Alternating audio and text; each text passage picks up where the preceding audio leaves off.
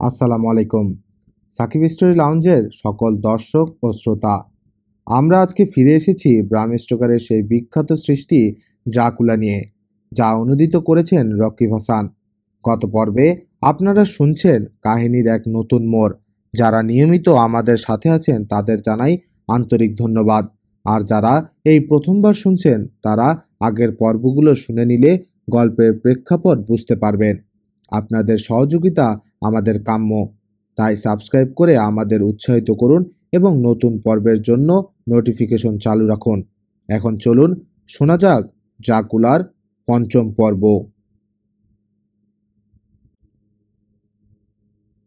Lucy ওয়েস্টার্নার diary থেকে 17 September সকাল। একে একে শান্তিতেই কেটে গেল 4টে দিন আর রাত। আগের চেয়ে অনেক বেশি সুস্থ মনে হচ্ছে আজ নিজেকে। ভোর হয়েছে একটু আগে। জানালা দিয়ে ঘরে এসে পড়েছে ভোরের সোনালি রোদ। ঝিরঝিরে বাতাসে জুড়িয়ে যাচ্ছে শরীর মন। গত 4 দিন সামনে রাত জেগে আমাকে পাহারা দিয়েছেন ডক্টর ভ্যান হেলসিং। আজ রাত থেকে আমাকে আর কারো পাহারা দেবার দরকার নেই ভেবেই বোধহয় আমস্টারডামে ফিরে গেছেন তিনি। ধীরে ধীরে সাহস ফিরে পাচ্ছি আমিও। বুঝতে পারছি রাতের বেলা একা থাকতে আর ভয় করবে না আমার। রসুনের উগ্র গন্ধটার সাথেও অভ্যস্ত হয়ে পড়েছি। বিশেষভাবে জন্মানো এই রসুনের আর একটা নতুন মোড়কও গতকাল হারলেম থেকে এসে গেছে। অতএব চিন্তা কি? গভীর রাত। আজ রাতের প্রত্যেকটি ঘটনা হুবহু লিখে রাখছি। ঈশ্বর, চরম দুর্ঘটনা ঘটার আগেই যেন শেষ করতে পারি লেখাটা। আশা করছি আমি বলে না দিলেও লেখাটা চোখে পড়বে সবার। ভীষণ দুর্বল আর অসহায় বোধ করছি নিজেকে। বুঝতে পারছি ধীর পায়ে আমাকে গ্রাস করতে এগিয়ে আসছে মৃত্যু। ঈশ্বর, শক্তি দাও যেন মরার আগেই শেষ করে যেতে পারি লেখাটা। যথারীতি রসুনের কোয়াগুলো জানালা আর দরজার চৌকাঠে রেখে মালাটা গলায় পরে শুয়ে পড়লাম। কতক্ষণ ঘুমিয়েছিলাম জানি না। হঠাৎ অদ্ভুত একটা শব্দে ঘুম ভেঙে গেল। এরকম শব্দ শুনেই প্রথমবার ঘুমের ঘোরে বাইরে বেরিয়ে গিয়েছিলাম, আর মিনা ধরে নিয়ে এসেছিল আমাকে। আশ্চর্য, এখন এসব মনে পড়ছে আমার। হঠাৎ করেই জনের কথা মনে পড়ল। কেন যেন মনে হচ্ছে এখন পাশের ঘরে ওর থাকা উচিত ছিল। পাশ ফিরে কোল বালিশটা আঁকড়ে ধরে ঘুমোবার চেষ্টা করলাম, কিন্তু ঘুম এলো না কিছুতেই। অকারণেই ভয় ভয় করছে। অথচ সকালে ভেবেছিলাম বিন্দুমাত্র ভয় পাবো না আজ রাতে। মনে ভয় ঢুকতেই আর ঘুমোবার চেষ্টা করলাম না, এবং তা করতে গিয়ে প্রচণ্ড বিস্ময়ে অভিভূত হয়ে পড়লাম। এতক্ষণ ঘুমাবার চেষ্টা করেও ঘুমোতে পারিনি, অথচ এখন জেগে থাকতে গিয়ে টেনে খুলে রাখতে পারছি না দু চোখের পাতা। হঠাৎ বারান্দায় একটা অদ্ভুত শব্দ হতেই লাফ দিয়ে বিছানা থেকে উঠে গিয়ে দরজা খুলে চেঁচিয়ে উঠলাম, কে? কে ওখানে? সাড়া দিল না কেউ, কিন্তু হলপ করে বলতে পারি ওখান থেকেই আসছে ওই অদ্ভুত শব্দটা। মনে মনে একটু অস্বস্তি নিয়েই ফিরে এলাম বিছানায়। হঠাৎ বাগানের দিক থেকে ভেসে এলো নেকড়ের ভয়ঙ্কর হিংস্র গর্জন। অবাক কাণ্ড! শহরের এখানটায় নেকড়ে এলো কোত্থেকে? উঠে গিয়ে জানালার বদ্ধ কাচের সার্সি দিয়ে বাইরে উকি দিলাম। আবছা চাঁদের আলোয় চোখে পড়ল বাগানের ওপরের আকাশের চক্কর মারছে একটা বাদুড়। কিন্তু নেকড়ে বা ওই জাতীয় কিছুর ছায়াও চোখে পড়ল না বাগানের কোথাও। আমি জানালার কাছে এসে দাঁড়াতেই সাই করে এক পাক ঘুরে জানালার ধারে উড়ে এলো বাদুড়টা। ওটার জলজলে লাল দুটো চোখের দিকে চাইতেই পুরনো ভয়টা ফিরে এলো আবার আমার মনে। বাদুড়টার দিকে চাইতেই আর সাহস হলো না। ফিরে এলাম বিছানায়। প্রতিজ্ঞা করলাম কিছুতেই ঘুমোবো না আজ রাতে। এমন সময় দরজা খুলে ঘরে এসে ঢুকলেন মা। আমাকে স্তব্ধ হয়ে বিছানায় বসে থাকতে দেখে অবাক হয়ে জিজ্ঞেস করলেন তিনি, কি রে, অমন করে ঘরে বসে কি ভাবছিস? ঘুম আসছে না? কি জানি কেন ভয় করছে মা। ঠিক আছে, বাকি রাতটা আজ তোর কাছেই কাটাবো। এগিয়ে এসে আমার বিছানায় বসে ডাকলেন, মা আয় শুয়ে পড়। আমি শুতেই আমার পাশে শুয়ে পড়লেন মা। হঠাৎ জানালার কাচের সার্সিতে ডানা ঝাপটানোর শব্দ হতেই চমকে উঠে নিজেই নিজেকে প্রশ্ন করলেন, এই রাতের বেলা আবার মরতে এলো কোন পাখি? বলেই কয়েক মুহূর্ত সেদিক তাকিয়ে থেকে আবার পাশ ফিরে শুলেন মা। ঠিক তার পরেই ঘটল ভয়ঙ্কর ঘটনাটা। বাগানের লতা ঝোপের ওপার থেকে ভেসে এলো হাজার হাজার নেকড়ের ক্রুদ্ধ চাপা গর্জন। ঝনঝন শব্দে টুকরো টুকরো হয়ে ভেঙে ঘরের মেঝেতে ছড়িয়ে পড়ল কাচের সার্সিগুলো। ভাঙ্গা সার্সির মধ্যে দিয়ে প্রচণ্ড জোরে বইতে শুরু করলো দমকা হাওয়া। থরথর করে কেঁপে উঠল খড়খড়িগুলো। এক লাফে বিছানার ওপর উঠে বসলাম আমি আর আমার মা। জানালার দিকে চোখ পড়তেই প্রচণ্ড আতঙ্কে শিউরে উঠলাম। ভাঙ্গা সার্সির মধ্য দিয়ে আমাদের দিকেই ভয়ঙ্কর হিংস্র দৃষ্টিতে তাকিয়ে আছে একটা বিশাল নেকড়ে। আশ্চর্য! খাড়া দেয়াল বেয়ে দোতলার জানালার কাছে নেকড়ে উঠল কি করে বুঝতে পারলাম না। চেঁচিয়ে উঠে আমাকে জড়িয়ে ধরলেন মা, আর তার হাতের ঝটকা লেগে আমার গলা থেকে ছিঁড়ে পড়ে গেল প্রফেসর হেলসিং এর পরিয়ে দেয়া রসুনের মালাটা। মালাটা ছিঁড়ে যেতে হা হা শব্দে কুৎসিত হাসি হেসে উঠল কেউ। সেই হাসির শব্দের সাথে তাল মিলিয়ে ঝিক করে জ্বলে উঠল একটা চোখ ধাঁধানো তীব্র নীল আলো। সাথে সাথে বুক ভাঙা আর্তনাদ করে মেঝেয় লুটিয়ে পড়লেন মা। বজ্র হাতের মতো স্তব্ধ হয়ে বিছানায় বসে দেখতে লাগলাম অবিশ্বাস্য ঘটনাগুলো। মা মেঝেতে পড়ে যেতেই জানালা হতে অদৃশ্য হয়ে গেল নেকড়েটা। তার বদলে হু হু করে তীব্র বাতাস ঢুকতে শুরু করলো ঘরে। সেই বাতাসে ভর করে ভেসে আসছে অজস্র চকচকে রূপালি ধূলিকণা। ঘরে ঢুকেই পাক খেয়ে ঘুরতে লাগলো কণাগুলো। চোখের সামনে ওই ধূলিকণার ভেতর থেকে রূপ নিচ্ছে একটা বিশাল কালো মূর্তি। ওদিকে তাকিয়ে থাকতে থাকতেই ঘুমে জড়িয়ে এলো দু চোখ। কিছুতেই খুলে রাখতে পারছি না চোখের পাতা। বহু চেষ্টা করেও আর বসে থাকতে না পেরে লুটিয়ে পড়লাম বিছানায়। ঠিক কতক্ষণ পরে জানি না, আস্তে আস্তে চোখ মেলে চাইলাম। দূরের গির্জার ঢং ঢং ঘণ্টাধ্বনি কানে এসে বাজছে। বাগানের ওপাশে এসে একসাথে জড়ো হয়ে দাঁড়িয়ে চেঁচাচ্ছে পাড়ার কুকুরগুলো। আর বাগানেরই কোনো ঝোপের ভেতর বসে সামনে গান গেয়ে চলছে একটা পাপিয়া। উঠে বসার চেষ্টা করলাম, কিন্তু পারলাম না। বিন্দুমাত্র জোর পাচ্ছি না শরীরে। চেঁচিয়ে চাকরদের ডাকার চেষ্টা করলাম, ভালো মতো স্বর ফুটল না গলায়। বার কয়েক ডেকেও সাড়া না পেয়ে অসহায়ভাবে চুপচাপ বিছানায় পড়ে থাকলাম। আরো কিছুক্ষণ পর বাইরের বারান্দায় কার পায়ের শব্দ পাওয়া গেল। তাহলে আমার ডাক কানে গিয়েছে কারো। কয়েক মুহূর্ত পরেই দরজা খুলে ঘরের ভেতর উকি দিল একটা চাকর, এবং দিয়েই চেঁচিয়ে উঠল ভয়ে। জানালার ভাঙ্গা কাচের সার্সি দিয়ে ঘরে ঢুকছে দমকা হাওয়া। বারবার একটার সাথে আরেকটা বাড়ি খেয়ে বিশ্রী শব্দ করছে খড়িগুলো। কুৎসিত ভঙ্গিতে মেঝে পড়ে আছেন মা। মরার মতো বিছানায় শুয়ে আছি আমি। এসব দেখে ভয় পাবারই কথা চাকরটার। চাকরটার চেঁচামেচিতে আরো একটা চাকর এসে হাজির হলো। ঘরের অবস্থা দেখে থমকে দাঁড়িয়ে পড়ল সেও। ওদের সাহায্যে বিছানার ওপর উঠে বসলাম। মাকেও মেঝে থেকে তুলে পাশের বিছানায় শুয়ে চাদর দিয়ে ঢেকে দিল ওরা। কাজ ঠিকই করেছে, কিন্তু আতঙ্ক দূর হচ্ছে না ওদের মন থেকে। অগত্যা নিচে থেকে খানিকটা করে ব্র্যান্ডি খেয়ে আসতে বললাম ওদেরকে। ভাবলাম তাহলে কিছুটা ধাতস্থ হবে। নিচে চলে গেল ওরা, কিন্তু আর ফিরে এলো না। ব্যাপার কি? গায়ের জোর দিয়ে গলা ফাটিয়ে বার কয়েক ডেকে কোনো সাড়া পেলাম না চাকর দুটোর কাছ থেকে। কোনো মতে বিছানা থেকে নেমে দেখতে চললাম। নিচে গিয়েই পাওয়া গেল ওদেরকে, তবে অজ্ঞান হয়ে মেঝেতে পড়ে থাকা অবস্থায়। ভুল করে ব্র্যান্ডির বদলে মার ঘুমের ওষুধের বোতল থেকে ওষুধ খেয়ে ফেলেছে ওরা। বুঝতে পারছি এসবই ভয়ঙ্কর কোনো দুর্যোগের পূর্বাভাস। নিজের ঘরে ফিরে এলাম। মায়ের জ্ঞান ফিরেছে কিনা পরীক্ষা করতে গিয়েই টের পেলাম দুর্যোগটা। বুকের ভেতর থেকে একসাথে ঠেলে বেরিয়ে আসতে চাইছে চাপ চাপ কান্না। শেষ পর্যন্ত আর সইতে না পেরে ডুকরে কেঁদে উঠলাম। আমাকে ছেড়ে চিরদিনের মতো চলে গেছেন মা। ঠিক সেই মুহূর্তে আবার শোনা গেল বিশ্রী অট্টহাসির শব্দ। আবার বাগানের দিক থেকে একসাথে গর্জন করে উঠল হাজারো নেকড়ের দল।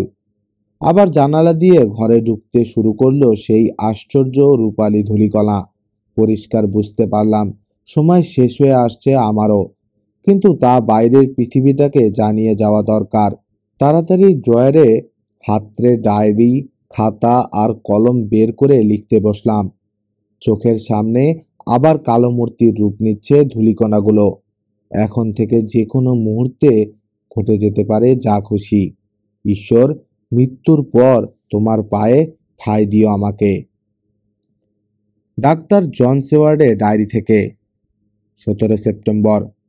রাতের খাওয়ার পর ঘরে বসে কয়েকদিনের জমানো চিঠিপত্রগুলো দেখছিলাম। গত কয়েকদিনের কাগজের চাপে ওগুলোর কথা প্রায় ভুলে গিয়েছিলাম। এক মনে চিঠি পড়ছি, হঠাৎ ঝটকা মেরে দরজা খুলে ঝড়ের বেগে ঘরে এসে ঢুকলো রেনফিল্ড। তরকারি কাটার ধারালো একটা ছুরি ওর হাতে। চোখের দৃষ্টি উদ্ভ্রান্ত। ভয়ঙ্কর কোনো উদ্দেশ্য নিয়েই এ ঘরে এসে ঢুকলো সে। এক মুহূর্ত থমকে দাঁড়ালো রেনফিল্ড। তারপর ছুরি বাগিয়ে ধরে সোজা ছুটে এলো আমার দিকে। লাফ দিয়ে চেয়ার ছেড়ে উঠে দাঁড়াতে গেলাম, কিন্তু তার আগেই এসে পড়ল রেনফিল্ড। প্রচন্ড জোরে ছুরিটা ঢুকিয়ে দিতে গেল সে আমার পেটে। হাত দিয়ে ঠেকাবার চেষ্টা করলাম। পেটটা বেঁচে গেল ঠিকই, কিন্তু এফোর ওফোর হয়ে ঢুকে গেল ওটা আমার কনুইয়ের কাছে মাংসে। টান মেরে ওখান থেকে ছুরি বের করে নিল রেনফিল্ড। সাথে সাথেই ফিনকি দিয়ে রক্ত বেরিয়ে এলো ক্ষতস্থান থেকে। আবার ছুরি মারার চেষ্টা করলো রেনফিল্ড, কিন্তু আর সুযোগ দিলাম না ওকে। গায়ের জোর দিয়ে একটা ঘুষি মারলাম ওর চোয়ালে। ঘুষি খেয়ে ছিটকে মেঝেতে পড়ে গেল রেনফিল্ড। উঠে বসলো পর মুহূর্তে। মেঝেতে পড়ে যাওয়া ছুরিটা তুলতে গিয়েই আমার হাত থেকে গড়িয়ে পড়া রক্তের দিকে চোখ পড়ল ওর। সাথে সাথেই পৈশাচিক উল্লাসে চিকচিক করে উঠল ওর দুই চোখ। হামাগুড়ি দিয়ে মেঝেতে পড়ে থাকা রক্তটুকুর দিকে এগিয়ে গেল সে। তারপর উবু হয়ে বসে জিভ বের করে চাটতে লাগলো সেই রক্ত। ব্যাপার দেখে রি রি করে উঠল আমার সারা শরীর। ততক্ষণে এক এক করে দারোয়ানগুলো এসে পড়েছে। রেনফিল্ডকে চিৎ করে মেঝেতে ফেলে ওর হাত পা বেঁধে ফেলল। নিয়ে যাবার সময় বিড়বিড় করতে করতে গেল সে, কি শান্তি, কি শান্তি। আসলে রক্তই জীবন, রক্তই প্রাণ। আর দেরি না করে ক্ষতস্থানটা ব্যান্ডেজ করে নিলাম। ক্লান্তিতে ভেঙে আসছে সারা শরীর। ঘুমোতে যেতে হবে এখন। 18 সেপ্টেম্বর। আজ সকালে প্রফেসর ভ্যান হেলসিং এর পাঠানো তার বার্তা পেলাম। তার বার্তার কথাগুলো অবশ্যই ক্রিসেন্টে থাকবে আজ রাতে। লক্ষ্য রাখবে রসুনের কোয়াগুলো যেন ঠিক জায়গায় থাকে। যথাসম্ভব তাড়াতাড়ি পৌঁছানোর চেষ্টা করছি আমি। লুসিদের বাড়ি পৌঁছে গাড়ির ভাড়া মিটিয়ে দিয়ে সদর দরজার কড়া নাড়লাম। কেউ সাড়া দিল না। বার কয়েক কড়া নেড়েও কেউ সাড়া না দেয়ায় অগত্যা ঘন্টা বাজালাম, কিন্তু তবু কারো সাড়া নেই। এত বেলায় চাকরগুলো পড়ে পড়ে ঘুমাচ্ছে নাকি? আরো কিছুক্ষণ ডাকাডাকি করেও সাড়া পাওয়া গেল না। একটু শঙ্কিত হলাম মনে মনে। কিছু ঘটেনি তো? অন্য কোনো পথে বাড়িতে ঢোকা যায় কিনা খুঁজে দেখলাম, কিন্তু পেলাম না। বন্ধ দরজার সামনে দাঁড়িয়ে দাঁড়িয়ে ভাবছি কি করা যায়। এমন সময় একটা গাড়ি এসে থামলো সেখানে। লাফ দিয়ে গাড়ির ভেতর থেকে নামলেন প্রফেসর ভ্যান হেলসিং। নেমেই আমাকে প্রশ্ন করলেন, প্রফেসর জন, এখন এলে নাকি? কেবল পাওনি ঠিক মতো? পেয়েছি, আজ সকালে পেয়েই ছুটে এসেছি এখানে।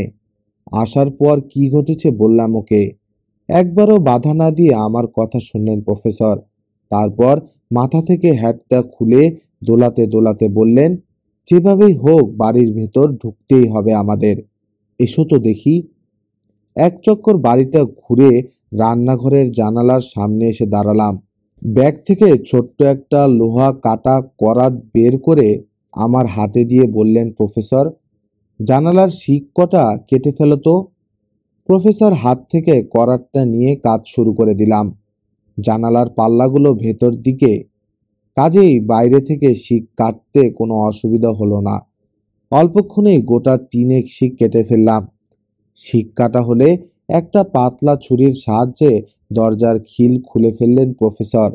জানালা গলে ঘরের ভেতর ঢুকলাম আমরা। ঘরের মেঝেতে পড়ে নাক ডাকিয়ে ঘুমোচ্ছে একটা চাকর। বেশ কয়েকবার জোরে ধাক্কা দেবার পর আস্তে করে চোখ মেলল সে, যেন খুলতে পারছে না চোখের পাতা। আমাদেরকে দেখেই বার কয়েক চোখ মিটমিট করে উঠে বসলো সে। এত বেলাও এমনভাবে ঘুমোচ্ছে কেন জিজ্ঞেস করেও কোনো সন্তোষজনক উত্তর পেলাম না ওর কাছ থেকে। শুধু বলল, কি জানি, কখনোই তো এত বেলা পর্যন্ত ঘুমাই না, আজ যে কি হলো। ওকে আর কিছু না বলে খাবার ঘরের দিকে পা বাড়ালাম। খাবার ঘরে ঢুকেই থমকে দাঁড়ালাম। আফিমের আরকের গন্ধে ভুরভুর করছে সারাটা ঘর। আর জ্ঞান হারিয়ে মেঝেতে পড়ে আছে পরিচারক দুজন। জিজ্ঞাসু দৃষ্টিতে প্রফেসরের মুখের দিকে চাইতেই দেখলাম থমথম করছে ওর মুখ। গম্ভীরভাবে বললেন তিনি, জলদি ওপরে চল, বলেই ছুটতে শুরু করলেন। তার পিছু পিছু এসে ঢুকলাম দোতলায় লুসির ঘরে। চিত হয়ে মরার মতো বিছানায় পড়ে আছে লুসি। পাশের খাটে আপাদমস্তক সাদা চাদরে মুড়ি দিয়ে শুয়ে আছে কে যেন, বোধহয় লুসির মা। একপাশে বিছানার ওপর ছিঁড়ে পড়ে আছে লুসির গলার রসুনের মালাটা। শয্যার পাশে কয়েক সেকেন্ড পাথরের মূর্তির মতো অনড় দাঁড়িয়ে থাকলেন প্রফেসর। তারপর আর একটু এগিয়ে গিয়ে শয্যেয় শায়িত চাদরে মোড়া দেহের ওপর থেকে টান মেরে চাদরটা সরিয়ে ফেললেন। যা ভেবেছিলাম, চাদরের তলায় শুয়ে আছেন লুসির মাই। এক নজর দেখলেই বোঝা যায় মৃত। তবু সন্দেহ নিরসনের জন্য একবার লুসির মার নাড়ি পরীক্ষা করে নিয়ে লুসির দিকে মন দিলেন প্রফেসর। ভুরু কুঁচকে কিছুক্ষণ লুসির হাতের নাড়িটা টিপে ধরে রেখে হঠাৎ আমার দিকে চেয়ে চেঁচিয়ে উঠলেন তিনি, নিচ থেকে একটা ব্র্যান্ডির বোতল নিয়ে এসো জলদি। বিন্দুমাত্র দ্বিধা না করে ছুটলাম।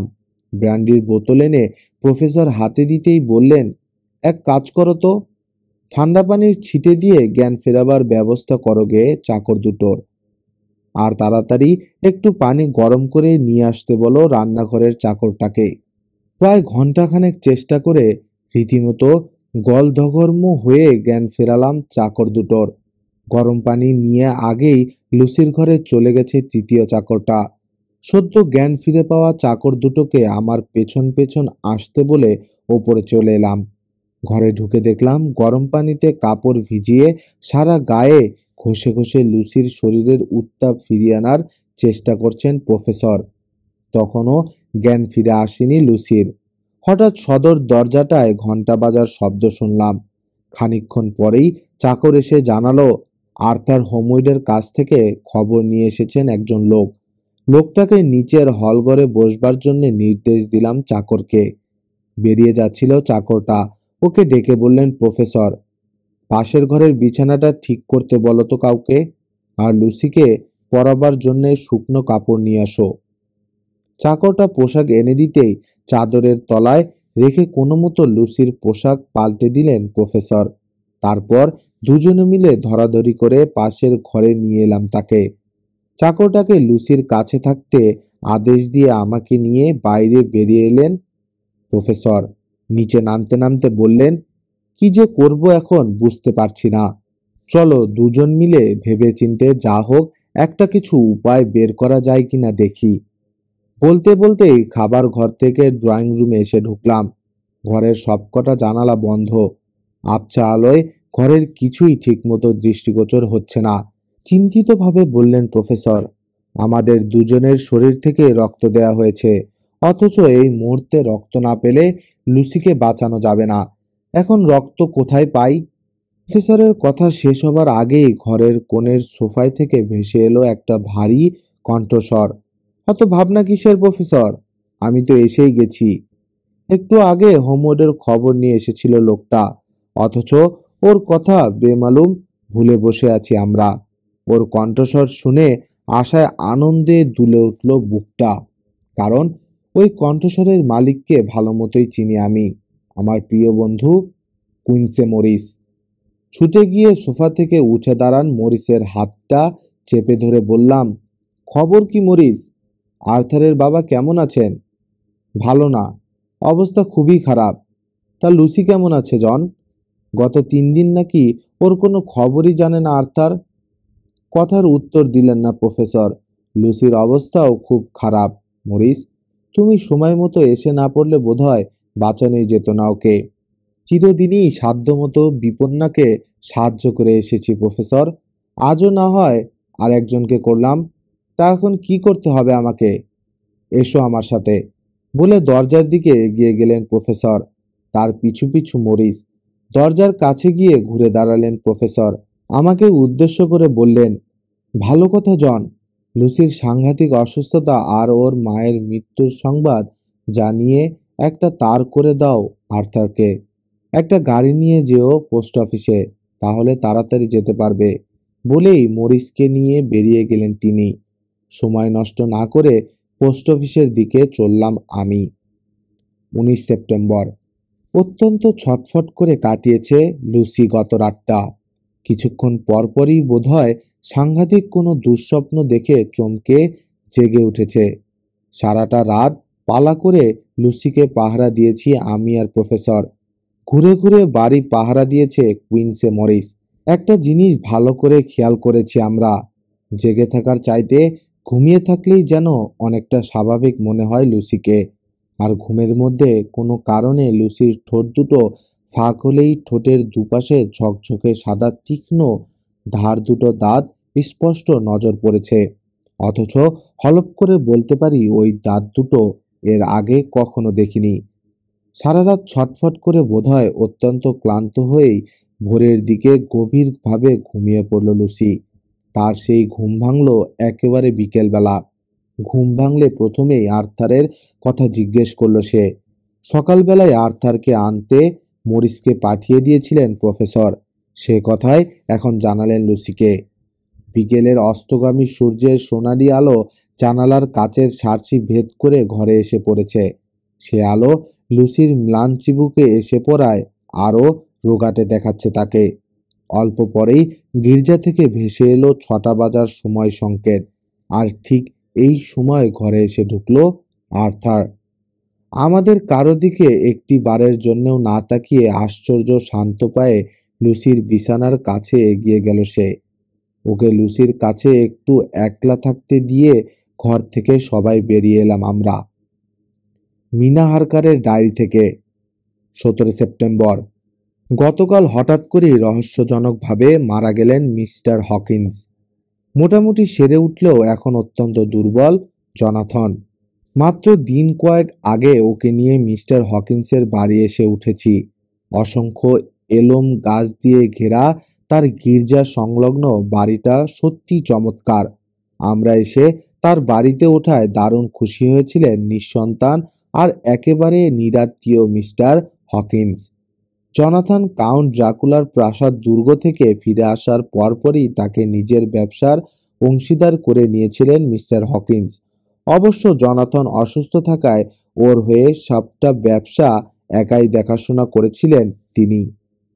এহেন পিতৃস্থানীয় লোকের মৃত্যুতে সত্যিই ব্যথা পেয়েছে জনাথন। আর সত্যি বলতে কি, ওই স্নেহময় লোকটার কথা মনে হলেই চোখ ফেটে পানিয়ে বেরিয়ে আসছে আমার। কি করে যে মারা গেলেন মিস্টার হকিন্স তা বুঝতে পারছি না। গত রাতেও খাওয়ার সময় তাকে দিব্যি সুস্থ মনে হয়েছে, অথচ আজ সকালবেলা নিজের ঘরের বিছানায় মৃত অবস্থায় পাওয়া গেছে তাকে। আর কেন জানি আজ বারবার লুসির কথা মনে পড়ছে। অনেকদিন তার খোঁজ খবর নেওয়া হয়নি। ডায়েরিটা লেখা শেষ করেই তার কাছে চিঠি লিখতে হবে একটা। ডাক্তার জন সেওয়ার্ডের ডায়েরি থেকে। 20 সেপ্টেম্বর। চাকরটার ডাকাডাকিতে ঘুম ভেঙে গেল। উঠে বসে হাত ঘড়িতে দেখলাম ভোর 6টা বাজে। আমি উঠে বসতেই চাকরটা জানালো আমাকে ডাকছেন প্রফেসর। ব্যাপার কি দেখার জন্যে তাড়াতাড়ি লুসির ঘরে এসে ঢুকলাম। ঘরের সবকটা জানালা বন্ধ, পর্দাগুলো পর্যন্ত টাঙানো থাকায় ভোরের আলো ঢুকতে পারছে না সে ঘরে। রসুনের অসহ্য তীব্র গন্ধে ভারী হয়ে আছে ঘরের আবহাওয়া। আমি ঘরে ঢুকতেই জানালাগুলো খুলে দিতে বললেন আমাকে প্রফেসর। এগিয়ে গিয়ে জানালাগুলো খুলে দিতেই ঘরে এসে পড়ল ভোরের সোনালি রোদ। খোলা জানালা দিয়ে আসা নির্মল হাওয়ার ঝাপটা কয়েক মুহূর্তেই ঘর থেকে ঝেঁটিয়ে বের করে নিয়ে গেল রসুনের অসহ্য গন্ধ। এতক্ষণ ঘর অন্ধকার থাকায় প্রফেসরকে ভালোমতো দেখতে পাইনি। এখন ওর দিকে তাকাতেই দেখলাম লুসির বিছানার পাশে পাথরের মূর্তির মতো নিশ্চল দাঁড়িয়ে আছেন তিনি। ওর চেহারা দেখেই অনুমান করা যায় খবর ভালো না। লুসির দিকে চেয়ে বুঝলাম ঠিকই অনুমান করেছি, আরও ফ্যাকাশে হয়ে গেছে ওর গায়ের রং। চোয়াল বসে গিয়ে ঠেলে বেরিয়ে এসেছে চিবুকের হাড়। শ্বাস নিতে অত্যন্ত কষ্ট হচ্ছে ওর। আর একটা আশ্চর্য ব্যাপার, গতকাল কথা বলার সময়ই শুধু তীক্ষ্ণ দাঁত দুটো দেখা গিয়েছিল, কিন্তু আজ বদ্ধ ঠোঁটের দুকোণ থেকে ঠেলে বাইরে বেরিয়ে এসেছে দাঁত দুটো। গলার দগদগে ক্ষতচিহ্ন দুটো যেন রাতারাতি মিলিয়ে গেছে। দেখে আদৌ বোঝা যাবে না মাত্র গতকালও ক্ষত ছিল ওর গলার ওই জায়গায়। স্তব্ধ বিস্ময়ে তাকিয়েছিলাম লুসির দিকে। চমক ভাঙল প্রফেসরের কথায়। আমাকে উদ্দেশ্য করে বললেন তিনি, লুসির সময় ঘনিয়ে এসেছে জন, আর্থারকে জলদি ডেকে নিয়ে এসো। মাথা ঝাঁকিয়ে সায় দিয়ে নিঃশব্দে ঘর ছেড়ে বেরিয়ে এলাম। আর্থারের কাঁধে মৃদু ঝাঁকুনি দিয়ে ঘুম ভাঙালাম ওর। শুয়ে শুয়েই বার কয়েক চোখ রগড়ালো সে, তারপর চাইলো আমার মুখের দিকে। সেখানে কি দেখলো কে জানে। তড়াক করে উঠে বসলো বিছানার ওপর। বসে থেকেই আমার হাত দুটো চেপে ধরে থরথর করে কেঁপে উঠল একবার। আমার মুখ দেখেই যা বোঝার বুঝে নিয়েছে সে। আস্তে করে ওর হাত দুটো ছাড়িয়ে নিয়ে সান্ত্বনা দেবার সুরে বললাম, নিয়তির ওপর তো মানুষের কোনো হাত নেই আর্থার। তুই, আমি, আমরা পুরুষ মানুষ। যত দুঃখই আসুক না কেন ভেঙে পড়লে চলবে না আমাদের। আয়, ওঠ। দেরি করলে হয়তো লুসির সাথে শেষ দেখাটাও করতে পারবি না। প্রায় জোর করে ওকে বিছানা থেকে তুলে নিয়ে চললাম। লুসির সামনে গিয়ে স্থির থাকতে পারবে না ভেবেই বোধহয় যেতে চাইছে না ও। লুসির ঘরে ঢুকে দেখলাম নিজেকে অনেকটা সামনে নিয়েছে প্রফেসর। যদ্দূর সম্ভব ঘরটাকেও গোছগাছ করে ফেলেছেন। শুধু তাই নয়, লুসির আগোছালো চুলগুলোকে পর্যন্ত হাত দিয়ে একটু ঠিকঠাক করে দিয়েছেন। আর্থারকে দেখেই ম্লান কণ্ঠে বলে উঠল লুসি, এসো আর্থার। এ সময় তোমাকেই কামনা করেছিলাম মনে মনে। তুমিও বোধহয় বুঝতে পারছো সময় শেষ হয়েছে আমার। ধীরে ধীরে বিছানার পাশে এগিয়ে গিয়ে ধপ করে বসে পড়ল আর্থার। দু হাতে তুলে নিল লুসির রোগজীর্ণ দুটো হাত। রক্তশূন্য ফ্যাকাশে কপালের নিচে বসে যাওয়া কোটর থেকে স্থির দৃষ্টিতে আর্থারের দিকে চেয়ে আছে লুসির গভীর প্রেমপূর্ণ কিন্তু বেদনার বড় বড় চোখ। কয়েক সেকেন্ড একভাবে তাকিয়ে থেকে একটুক্ষণের জন্যে চোখের পাতা মুছে বার কয়েক জোরে জোরে শ্বাস নিল লুসি। ধীরে ধীরে আশ্চর্য একটা পরিবর্তন আসতে থাকলো লুসির চেহারায়। কেমন যেন একটু কঠোর মনে হচ্ছে এখন ওর চেহারা। ঠোঁটের কোণ থেকে আরো বেরিয়ে এসেছে সেই দাঁত দুটো। একটু পরেই আবার চোখ মেলল সে, কিন্তু প্রেম আর বেদনার পরিবর্তে সে চোখে হেসে ভর করেছে এখন রাজ্যের লালসা। আবার কথা বলল লুসি, এসো আর্থার, শুধু একবার, একবার চুমো খাও তোমার লুসিকে। কামনা মদির সে কণ্ঠে আশ্চর্য ব্যাকুলতা। এমন তো হবার কথা নয়, লুসির মতো মৃত্যুপথ যাত্রীর মুখে কথাটা। আর তার বলার ধরন কেমন যেন বেমানান মনে হলো আমার কাছে। আমার মতোই লুসির কথা শুনে চমকে উঠলেন প্রফেসরও। ধীরে ধীরে লুসির মুখের দিকে এগিয়ে যাচ্ছে আর্থারের মুখ। অধীর আগ্রহে অপেক্ষা করছে লুসি। উত্তেজনায় ফাঁক হয়ে গেছে ওর ঠোঁট দুটো, আর সে ঠোঁটের ফাঁক থেকে হিংস্র ভঙ্গিতে সম্পূর্ণ বেরিয়ে এসেছে অমানবিক তীক্ষ্ণ দাঁত দুটো। আর্থারের মুখের সাথে লুসির মুখ লাগে লাগে এমন সময় বাঘের মতো লাফ দিয়ে সামনে এগিয়ে গেলেন প্রফেসর। খপ করে আর্থারের চুলের মুঠি ধরে টেনে ওর মাথাটা সরিয়ে আনলেন পেছনে, যেন লুসিকে চুমো খেতে না পারে। প্রফেসরের ব্যবহারে স্তম্ভিত হয়ে গেলাম আমি। আর্থারও ওর বেদনাহত মুখের দিকে তাকিয়ে কোমল স্বরে বললেন, প্রফেসর, দুঃখ পেও না আর্থার, তোমার ভালোর জন্যই করলাম কাজটা। এখনকার লুসি আর তোমার সেই আগের প্রেমিকা নেই। শয়তানের ছোঁয়ায় এখন একটা ডাইনিতে রূপান্তরিত হয়েছে সে। এই মুহূর্তে ওকে চুমু খেলে তোমাকেও হারাতে হবে আমাদের।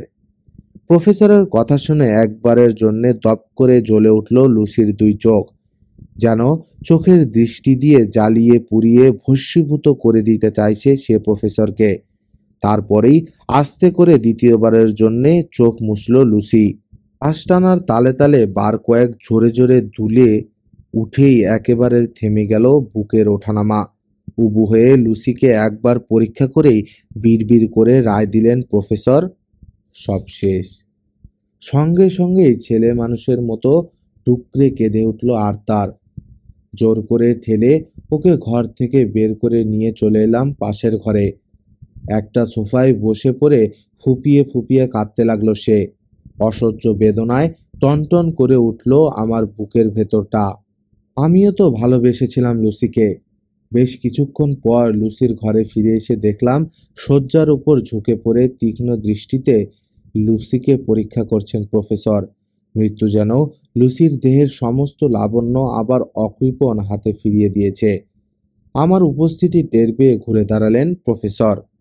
এগিয়ে এসে সস্নেহে আমার কাঁধে একটা হাত রাখে বললেন, ব্যথা হয়তো পেয়েছ জন, কিন্তু যদি জানতে কত বড় দুঃসহ যন্ত্রণা আর বীভৎসতার হাত থেকে ও মুক্তি পেয়েছে, আজ তাহলে ও মারা গেছে ভেবে দুঃখ না করে বরং খুশি হতে। কিন্তু স্যার, এভাবে হঠাৎ করে আমাদের মাঝ থেকে সে চলে যাবে ভাবতেই পারিনি। চলে গেছে? কে বলল চলে গেছে? প্রফেসর কথার ধরনে আশ্চর্য হলাম। বুঝতে না পেরে প্রশ্ন করলাম, যায়নি? না, যায়নি। গেছে শুধু ওর কোমল রূপটা।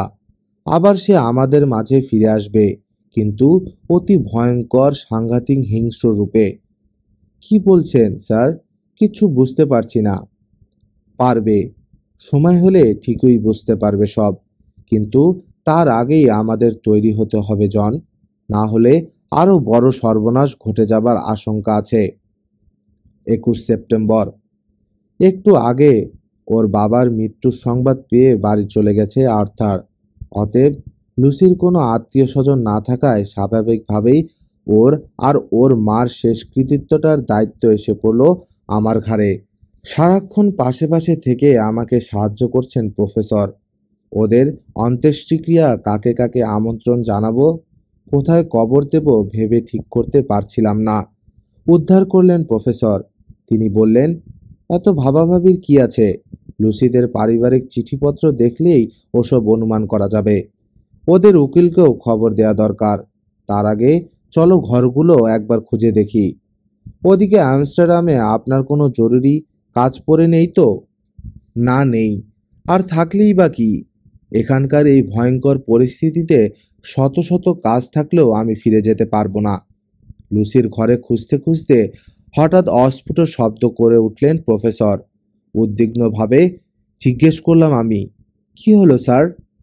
প্রফেসরের মুখে হালকা হাসির ছাপ। আমাকে একটা খাতা দেখিয়ে বললেন তিনি, এটা পেয়ে যাওয়াই ভালো হলো, আমাদের অনেক উপকারে লাগবে। কি ওটা? অবাক হয়ে জানতে চাইলাম। লুসির ডায়েরি। কোথায় পেলেন ওটা? লুসির বালিশের তলায়, বলে একটুক্ষণ কি যেন ভাবলেন তিনি। তারপর বললেন, একটা কথা জন, আমরা যদি এভাবে লুসিদের বাড়ি তল্লাশি করতে থাকি, কারো কিছু বলার নাই তো? না না, কার কি বলার থাকবে? আর আপনি বোধহয় জানেন না প্রফেসর, বিয়ের কথাবার্তা পাকাপাকি হবার পরপরই তার স্থাবর অস্থাবর সমস্ত সম্পত্তি আর্থারের নামে উইল করে দিয়েছিল লুসি। অবশ্য লুসির মৃত্যুর পরেই সমস্ত সম্পত্তির অধিকার পাবে আর্থার। দলিলে এ কথাই লেখা ছিল। এখন আইনত লুসির সমস্ত সম্পত্তির মালিক আর্থার। আমাদেরকে কিছু বলার অধিকার একমাত্র আর্থারই আছে, আর প্রাণ গেলেও আমাদের কাজে বাধা দেবে না সে, এ কথা হলফ করে বলতে পারি আমি। আমার কথায় আশ্বস্ত হয়ে আবার খোঁজাখুঁজি শুরু করলেন প্রফেসর। খুব একটা কষ্ট করতে হলো না। অল্প পরেই মিসেস ওয়েস্টার্নার ঘরের একটা আলমারির ভেতর পেয়ে গেলাম যা খুঁজছিলাম। কাজ সেরে ঘর থেকে বেরোবার সময় বললেন প্রফেসর, উহ, কি ধকলটাই না গেল। এবার একটু বিশ্রাম নেওয়া দরকার। কাল ভোরে উঠেই তো আবার খাটুনি শুরু হবে। ফেরার আগে আর একবার লুসিকে দেখতে গেলেন প্রফেসর, তার সাথে আমিও। চামেলির মিষ্টি গন্ধ ঘরের বাতাসে, তার সাথে এসে যোগ হয়েছে ধূপের সুবাস। অর্থাৎ এ কথার যদ্দূর সম্ভব শুদ্ধিশুদ্ধ করে তোলা হয়েছে লাশ রাখা ঘরটাকে। ধবধবে সাদা চাদরে ঢাকা লুসির সর্বাঙ্গ। এগিয়ে গিয়ে আস্তে করে চাদরের এক প্রান্ত উন্মোচিত করলেন প্রফেসর। স্তব্ধ হয়ে দাঁড়িয়ে দেখতে লাগলাম লুসির মুখের অপূর্ব সৌন্দর্য। যেন মরেনি লুসি, দীর্ঘদিন একটানা রোগভোগের পর শান্তিতে ঘুমোচ্ছে। ওর মুখের লাবণ্য কঠোর হাতে ছিনিয়ে নেয়নি মৃত্যু, বরং দুহাতে মুঠো ভরে দিয়েছে। এমন আজব কথা দেখা তো দূরের কথা, কখনো কারো মুখে শুনিনি পর্যন্ত। কিন্তু ওই রূপকথার ঘুমন্ত রাজকন্যার মতো চেহারার দিকে তাকিয়ে কিন্তু খুশি হতে পারলেন না প্রফেসর।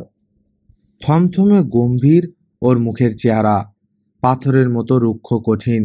তাহলে আর সব সাধারণ লাশের মতো লুসির লাশ পচতে গলতে শুরু করলেই খুশি হতেন তিনি? বেশ কিছুক্ষণ একভাবে লুসির দিকে তাকিয়ে থাকার পর মুখ খুললেন প্রফেসর। আমার দিকে তাকিয়ে বললেন, এখানে একটু অপেক্ষা করো তুমি, আমি এক্ষুনি আসছি বলে দ্রুত ঘর ছেড়ে বেরিয়ে গেলেন তিনি। অল্পক্ষণ পরেই ফিরে এলেন প্রফেসর, হাতে এক মুঠো রসুন। রসুনগুলো লুসির বিছানার চারপাশে ছড়িয়ে দিলেন তিনি। নিজের গলা থেকে ছোট্ট একটা সোনার ক্রুশ খুলে নিয়ে রাখলেন লুসির বুকের ওপর। একটা অদ্ভুত জিনিস পলকের জন্যে চোখ পড়ল তখনই, কিংবা আমার চোখের ভুলও হতে পারে। ক্রুশটা লুসির বুকে স্পর্শ করতেই মনে হলো চকিতের জন্য একবার কুঞ্চিত হয়েই সোজা হয়ে গেল লুসির কপালের চামড়া। ব্যাপারটা প্রফেসরের চোখে পড়েছে কিনা তা তার মুখ দেখে আন্দাজ করতে পারলাম না। কাজ শেষ করে ধীরে ধীরে চাদরটা দিয়ে আবার লুসির মুখ ঢেকে দিলেন প্রফেসর। তারপর আমার দিকে ফিরে বললেন, চলো, এখনকার মতো কাজ শেষ। তবে কাল রাতের বেলা আবার একবার লুসিকে পরীক্ষা করে দেখতে হবে আমার। কাল রাতে? অত্যন্ত আশ্চর্য হয়ে জিজ্ঞেস করলাম। ঘরে চলো বলছি।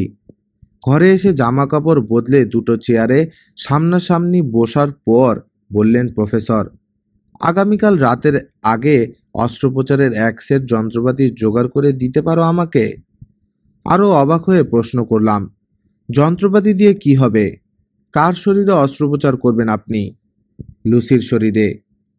যা ভাবা উচিত নয় তাই ভেবে বসলাম। পাগল হয়ে গেলেন নাকি প্রফেসর? বোধহয় আমার মনের ভাব টের পেয়ে মৃদু হাসলেন তিনি। বললেন, এতে অবাক হবার কিছু নেই জন। অস্ত্রোপচার ঠিকই করব, কিন্তু প্রচলিত ডাক্তারি পদ্ধতিতে নয়, এ অন্য বিদ্যে। একটু থেমে আবার বললেন, ঠিক আছে, তোমার সাহায্য যখন দরকার তোমাকে খুলেই বলি ব্যাপারটা, কিন্তু খবরদার ঘুণাক্ষরেও যেন কেউ কথাটা জানতে না পারে। প্রথমে লুসির মাথাটা কেটে শরীর থেকে আলাদা করে ফেলবো আমি। এরপর বুক চিরে ছিঁড়ে বের করে আনবো হৃৎপিণ্ডটা। ও কি, ওরকম শিউরে উঠলে কেন? তুমি না ডাক্তার? মানুষ কাটার বিদ্যা না তুমি রীতিমতো সাধন করে শিখে এসেছ? তাছাড়া এর আগে একাধিক জীবন্ত মানুষের শরীরে কি তুমি স্থির নিষ্পাপ হাতে ছুরি চালাওনি? মরা মানুষের বেলায় তোমার এত ভয় কেন? চালিয়েছি স্যার, তবে সে জীবন বাঁচাবার জন্যে। কিন্তু আপনি যা করতে বলছেন, এই যে রীতিমতো পৈশাচিকতা। পিশাচের হাত থেকে বাঁচতে হলে পৈশাচিকতার দরকার আছে জন। হ্যাঁ, এখন মন দিয়ে শোনো আমার কথা। তোমার ভয় পাওয়ার বা মন খারাপ করার কিছু নেই, কারণ কাজটা করব আমি নিজের হাতে। তুমি শুধু সাহায্য করে যাবে আমাকে। সম্ভব হলে আজই করতাম, কিন্তু কাল সমাধি অনুষ্ঠানের আগে এসে নিশ্চয় লুসিকে দেখতে চাইবে আর্থার। তখন তাকে ব্যাপারটা গুরুত্ব বোঝানো সম্ভব নাও হতে পারে। তোমাকে যা বলেছি, যেভাবেই হোক এক সেট যন্ত্রপাতি জোগাড় করো তুমি। কাল লুসির সমাধি অনুষ্ঠান শেষ হয়ে গেলে রাতের বেলায় চুপি চুপি তুমি আর আমি কারখানায় ঢুকে আমাদের কাজ শেষ করে আসব। বুঝেছ? না। একটু ক্ষুণ্ণ হয়েই জবাব দিলাম।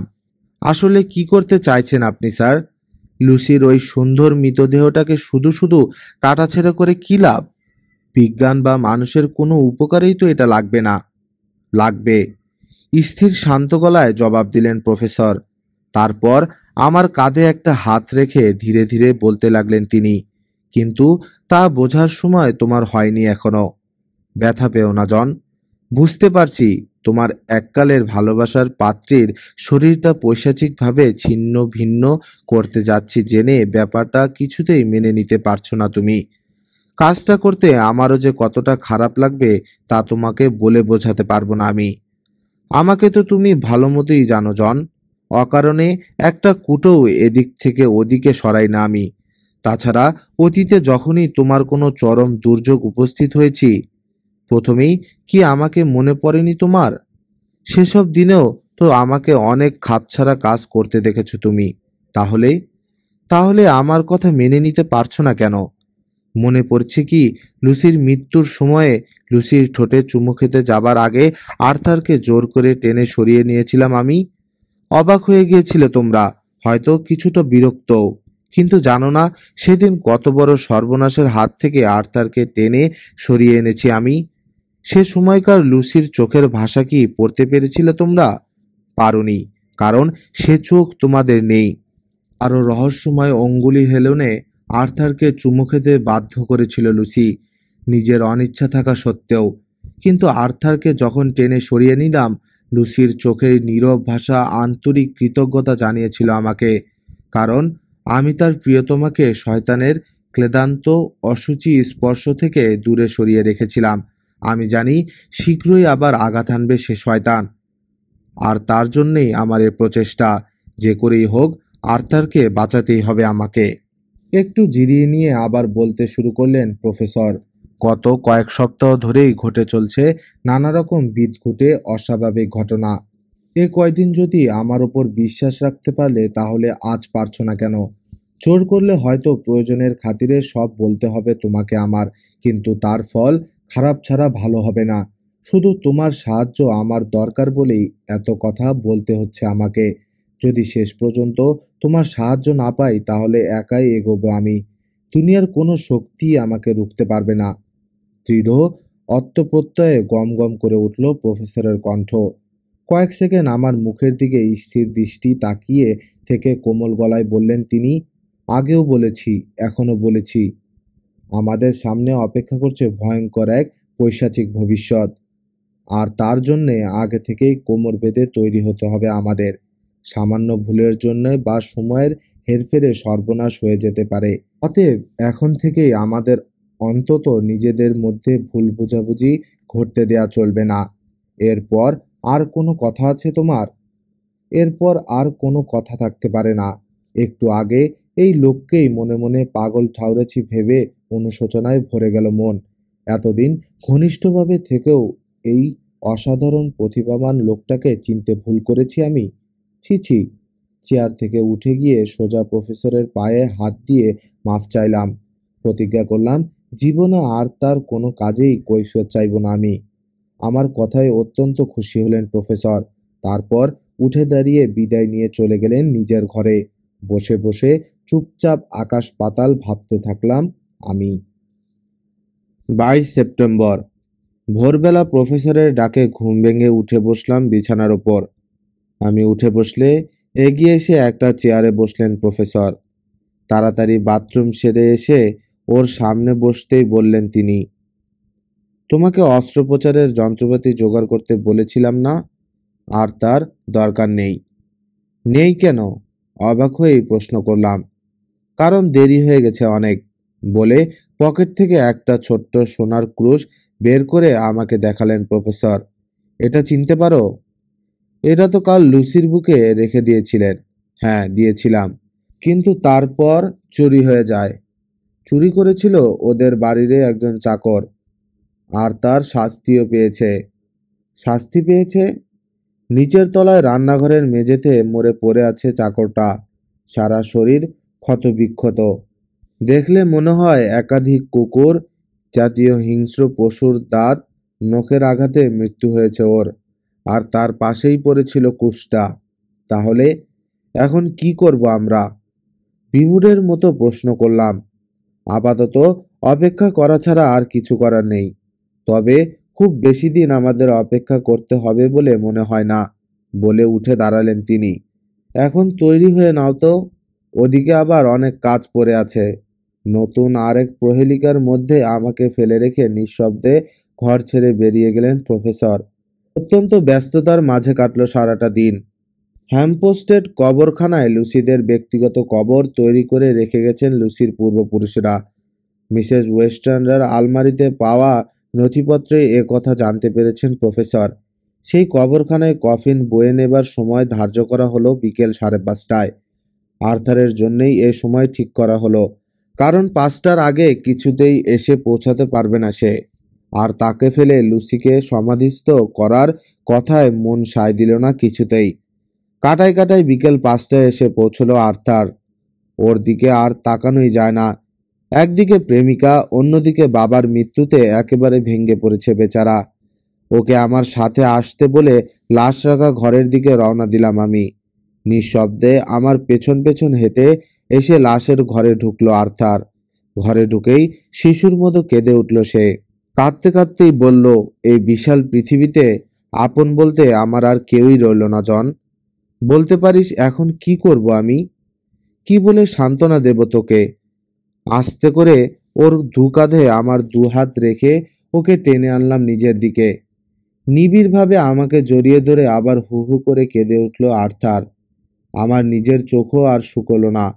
নিঃশব্দে টপ টপ করে অশ্রু ঝরে পড়তে লাগলো আমার দুগাল বেয়ে।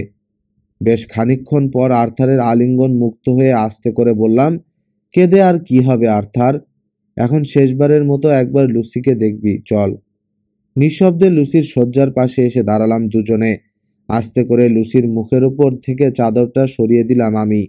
আগের চেয়ে 1000 গুণ বেড়ে গেছে লুসির রূপ। দেখে মনে হচ্ছে 36,000 রাক্ষসের দেশের সেই মায়াবী জাদুকর সোনার কাঠের ছোঁয়ায় ঘুম পাড়িয়ে রেখেছে অপূর্ব সুন্দরী রাজকুমারীকে। যে কোনো মুহূর্তে ওর কাঠের ছোঁয়ায় আবার ঘুম ভেঙে উঠে বসবে রাজার দুলালি। আহ, তাই যদি হতো! শেষ পর্যন্ত আমার কানের কাছে মুখ রেখে ফিসফিস করে বলেই ফেলল আর্থার, জন, সত্যিই কি মরে গেছে লুসি? তুই তো ডাক্তার, আর একবার ভালো মতো পরীক্ষা করে দেখ না ওকে। না আর্থার, সত্যিই মারা গেছে ও। কিন্তু এমন মৃত্যুর কথা আমিও কখনো শুনিনি। ও আবার ভুল বুঝে বসবে ভেবে বললাম, তবে কদাচিৎ হলেও মৃত্যুর পর কোনো কোনো মানুষের মধ্যে আবার উল্টো প্রতিক্রিয়া দেখা যায়। তারা পচে তো যায়ই না, বরং জীবিত অবস্থা থেকেও সুন্দর হয়ে ওঠে। আসলে তাদের দেহ ভেতরেই সুপ্ত থেকে যায় তাদের আত্মা। লুসির মৃত্যুটাও ঠিক তেমনি। এমন সময় দরজার বাইরে করাঘাতে শব্দ হতেই জিজ্ঞাসা করলাম, কে?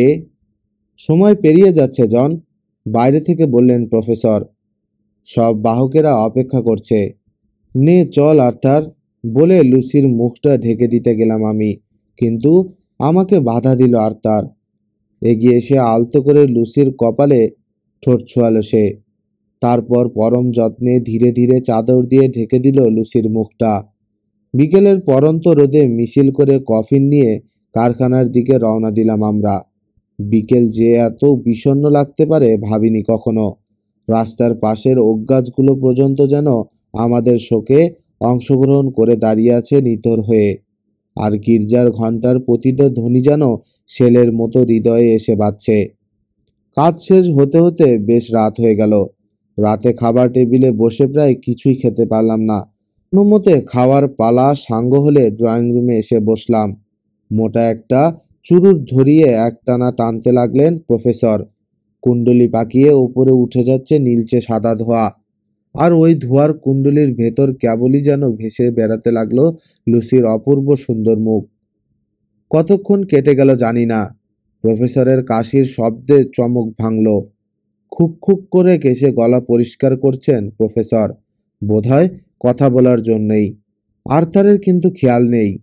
একভাবেই চুপ করে বসে ঘরের কোণের ফায়ারপ্লেসটার দিকে তাকিয়ে আছে সে। ওর মুখ দেখেই বোঝা যাচ্ছে ওই আগুনের মতোই ব্যথার আগুন জ্বলছে তার মনে।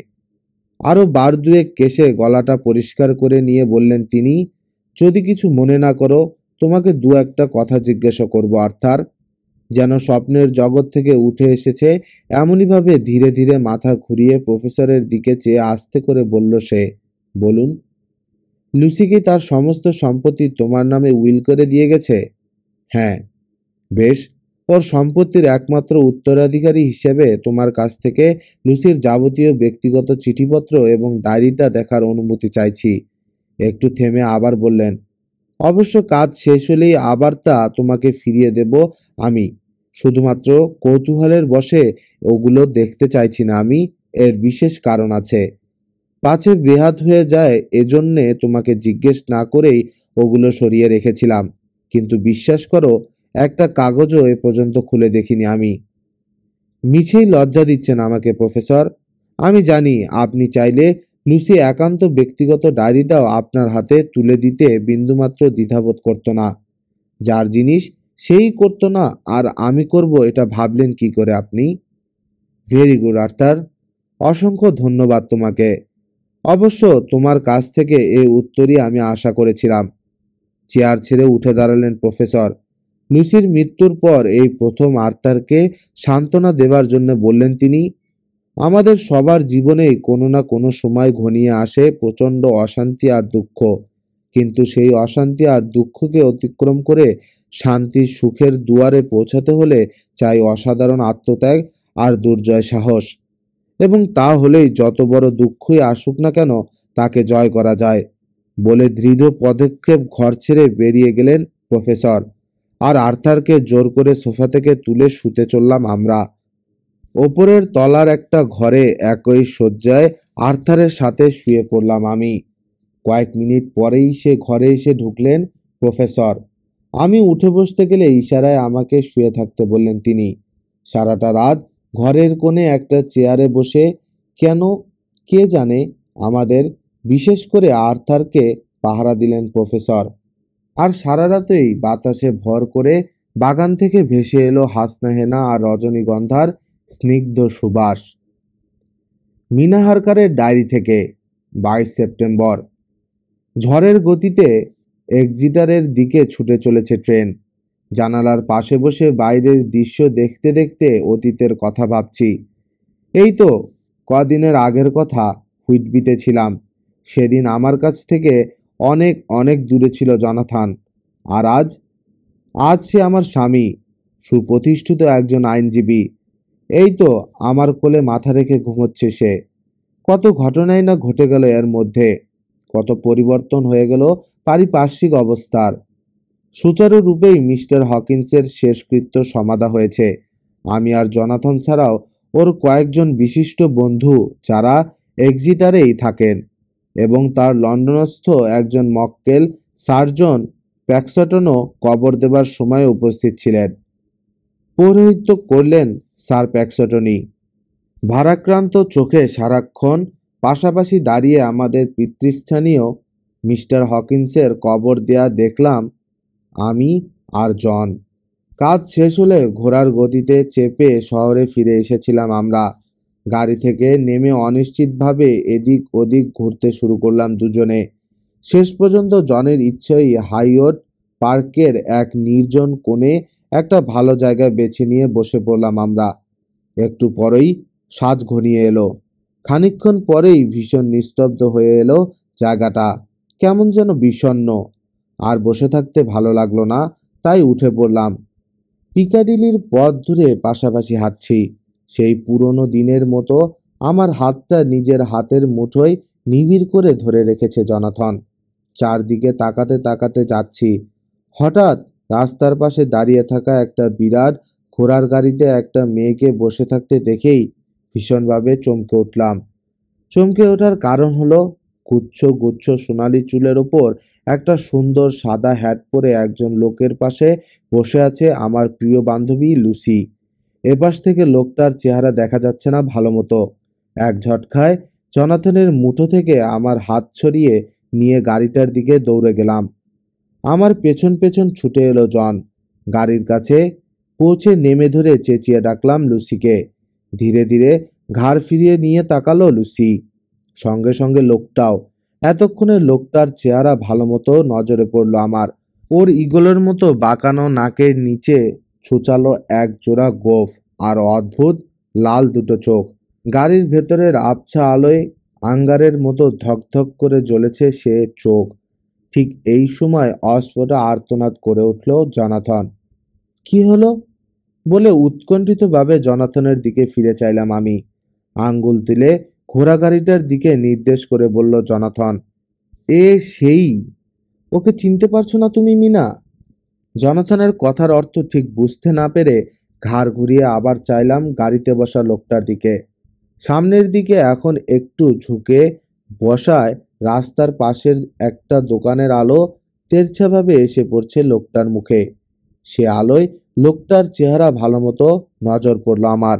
সঙ্গে সঙ্গেই শিউরে উঠলাম আতঙ্কে, কারণ এ মুখের সাথে আমার চাক্ষুষ পরিচয় না থাকলেও বারবার শুনে শুনে আর পরে ও চেহারা এখন আমার মুখস্থ। পাথরের মতো রুক্ষ কঠিন লোকটার মুখ, টুকটুকে লাল ঠোঁটের কোণ থেকে উকি মারছে ঝকঝকে সাদা দুটো তীক্ষ্ণ দাঁত। চোখের দৃষ্টিতে ওর রাজ্যের লালসা দেখলেই ঘিন ঘিন করে ওঠে সারা গা। ঠিকই বলেছে জনাথন, এ সেই। কিন্তু ওর পাশে লুসি কেন? তবে কি? একটা অজানা আতঙ্কে ধক করে উঠল হৃৎপিণ্ডটা। এই সময় হঠাৎ চলতে শুরু করলো গাড়িটা। ওটা আমার সামনে দিয়ে বেরিয়ে যেতেই ঘুরে দাঁড়ালাম। এক জায়গায় ঠায় দাঁড়িয়ে চলমান গাড়িটার দিকে তাকিয়ে আছে জনাথন। আমি ফিরে দাঁড়াতেও কোনো কথা বলল না সে। চলতে চলতে মোড় নিয়ে এক সময় চোখের আড়ালে চলে গেল গাড়িটা। গাড়িটা চলে যাবার পর জনাথন আমার দিকে চাইতেই জিজ্ঞেস করলাম, লোকটা কাউন্ট ড্রাকুলা না? হ্যাঁ, কাউন্ট ড্রাকুলাই। কিন্তু এরই মাঝে এত তরুণ হয়ে গেল কি করে ও? আর ওর পাশের মেয়েটা বা কে? হঠাৎ হাসপাতালের ডাক্তারের কথা মনে পড়ে গেল আমার। এসব ব্যাপার নিয়ে জনাথনের স্নায়ুতে চাপ পড়লে ক্ষতি হতে পারে ওর, বলেছিল ডাক্তার। তাই আর কোনো কথা না বলে তাড়াতাড়ি ওকে নিয়ে সে জায়গা থেকে সরে পড়লাম। কিন্তু বাড়ি ফিরে যেতে মন চাইছে না। অগত্যা গ্রিন পার্কের একটা বেঞ্চিতে এসে বসলাম দুজনে পাশাপাশি। কিন্তু সেখানেও বেশিক্ষণ ভালো লাগলো না।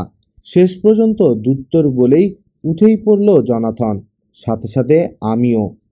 আবার পাশাপাশি হাঁটতে লাগলাম আমরা। মন জুড়ে ভিড় করে আছে আমার ড্রাকুলার চিন্তা। শুধু ড্রাকুলা হলেও না হয় কথা ছিল, কিন্তু তার সাথে লুসি কেন? হাঁটতে হাঁটতেই এক সময় বাড়ির কাছে এসে পড়লাম। কিন্তু বাড়িতেও মন টিকবে না। মিস্টার হকিন্সের অনুপস্থিতি অসহ্য পীড়া দেবে মনকে। তবুও জনাথনের বিশ্রামের কথা ভেবে ঢুকে পড়লাম বাড়িতে। নিজের ঘরে এসে ঢুকতেই একটা টেলিগ্রাম দিয়ে গেল চাকরটা। কে আবার টেলিগ্রাম করতে গেল আমার কাছে? 7-5 ভাবতে ভাবতে খুললাম খামটা। লেখাটা পড়েই কেঁপে উঠলাম থরথর করে। ধপ করে বসে পড়লাম বিছানার উপর। কি হলো? কি হলো? উদ্বিগ্নভাবে জিজ্ঞেস করলো জনাথন। নিঃশব্দে ওর হাতে তুলে দিলাম টেলিগ্রামটা। শব্দ করে পড়ল জনাথন, অত্যন্ত দুঃখের সঙ্গে জানাচ্ছি 5 দিন আগে মারা গেছেন মিসেস ওয়েস্টার্নরা। লুসিও মারা গেছে গত পরশু। আজই অন্ত্যেষ্টিক্রিয়া সম্পন্ন হয়েছে ওদের। Professor van হেলসিং।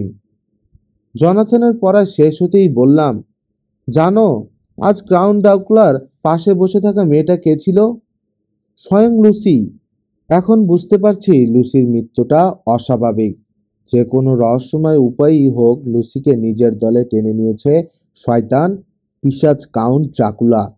আর আজ সন্ধ্যার পর ঘোড়ার গতিতে বোধহয় কাউন্ট ড্রাকুলার সাথে নৈশ অভিসারেই বেরিয়েছে লুসি। ঈশ্বর, এও দেখতে হলো আমাকে। ডাক্তার জন সেওয়ার্ডের ডায়েরি থেকে 22 সেপ্টেম্বর। সমস্ত কাজ শেষ হয়ে যাবার পর রিংয়ে ফিরে গেছে আর্থার। সাথে করে নিয়ে গেছে কুইন্সে মরিসকে। এ কদিন ছায়ার মতো আমাদের সাথে সাথে থেকে সব কাজে সাহায্য করেছে মরিস। আশ্চর্য, ওর মুখ দেখে একবারও মনে হয়নি লুসির মৃত্যুতে সামান্যতম ব্যথা পেয়েছে সে। আসলে ব্যথা সে ঠিকই পেয়েছে। ও ও তো ভালোবাসতো লুসিকে, কিন্তু প্রচণ্ড সহনশীলতা ওর। অন্তরে সারাক্ষণ জ্বলে পুড়ে মরেছে, কিন্তু বিন্দুমাত্র বহিঃপ্রকাশ ঘটেনি তার। আজ রাতের গাড়িতে আমস্টারডামে ফিরে যাবেন প্রফেসর ভ্যান হেলসিং। তবে আগামীকালই আবার ফিরে আসবেন তিনি। ওখানে নাকি কয়েকটা ব্যক্তিগত কাজ শেষ করতে হবে তাকে। জানালা দিয়ে বাইরে তাকিয়ে আছি। হ্যামস্টেড গির্জার চূড়াটা পরিষ্কার চোখে পড়েছে এখান থেকে। নির্জন পাহাড়ি উপত্যকার ওই রকম এক গির্জা সংলগ্ন উন্মুক্ত আঙ্গিনার কাছের কারখানায় নিজের আত্মীয় স্বজনের পাশে এখন চিরনিদ্রায় নিদ্রিত লুসি। ভোরের সোনালি আলোয় ঝলমল করছে সারাটা উপত্যকা। ওদিক থেকে বয়ে আসা ঝিরঝিরে দক্ষিণা হাওয়ায় ভর করে ভেসে আসছে নাম না জানা বুনো ফুলের গন্ধ। আগামীকাল প্রফেসর ফিরে না আসা পর্যন্ত করার কিছুই নেই। এই সময়টা কি করে কাটাবো ভাবছি। দারুণ উত্তেজনায় কি করে কেটে গেছে গত কটা দিন টেরই পাইনি। এখন সমস্ত উত্তেজনার শেষ দিন, রাতের প্রতিটা মুহূর্তকে অসম্ভব দীর্ঘ বলে মনে হচ্ছে। হঠাৎ মনে হলো, তাই তো, এমন সুন্দর একটা দিন কাটানোর অসুবিধা কোথায়? লুসির কারখানায় চলে গেলেই হয়। ঘুরে বেরিয়ে সময় কাটানোর এক বিচিত্র জায়গা ওটা। কথাটা মনে হতেই উঠে পড়লাম। এ কথায় অপূর্ব হ্যামস্টেডের ওই পাহাড়ি উপত্যকাটা। চারদিকে গাছে গাছে ফুটে আছে অসংখ্য নাম না জানা বুনো ফুল। ওগুলোর গন্ধে ভুরভুর করছে এলাকাটা। আর ওসব ফুলের আশেপাশে উড়ে বেড়াচ্ছে হাজার হাজার প্রজাপতি।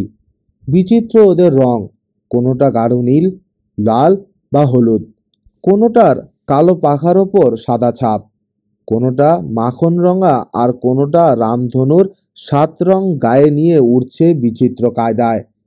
পায়ের নিচে লম্বা সবুজ ঘাসের ভেতর ছুটোছুটি করছে অসংখ্য মেটো ইঁদুর। প্রায়ই একটা বাদাম বা ওই জাতীয় কিছুতে ভাগ বসাতে গিয়ে তুমুল মারপিট বাঁধাচ্ছে ওরা। প্রকৃতির এসব আশ্চর্য জিনিস দেখতে দেখতে ভুলেই গেলাম লুসির কথা। দুপুর পর্যন্ত একটানা ঘুরে বেরিয়ে ক্লান্ত হয়ে এসে শুয়ে পড়লাম একটা বিশাল ওকের ছায়ায়।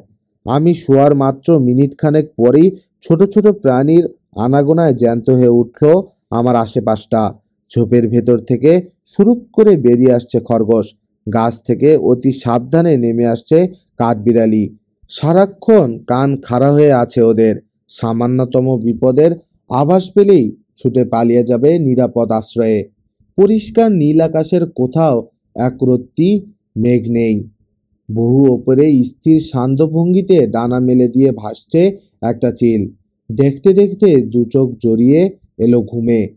ঘুম ভাঙল গির্জার সান্ধ্য ঘণ্টাধ্বনিতে। ওরে বাবা, এতক্ষণ ঘুমিয়েছি! ধর্মর করে উঠে বসলাম।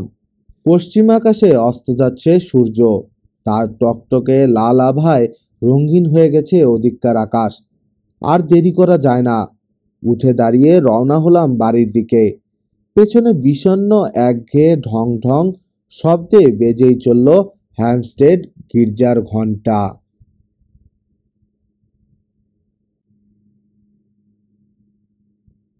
চাকুলার পঞ্চম পর্ব এখানেই শেষ হলো। প্রতিটি পদক্ষেপ যেন আরো কঠিন, প্রতিটি মুহূর্ত যেন উদ্বেগে ভরা। এই অন্ধকারের শেষ কোথায় জানতে হলে আগামীকাল অবশ্যই শুনবেন সাকিব স্টোরি লাউঞ্জে। ধন্যবাদ সবাইকে। আল্লাহ হাফেজ।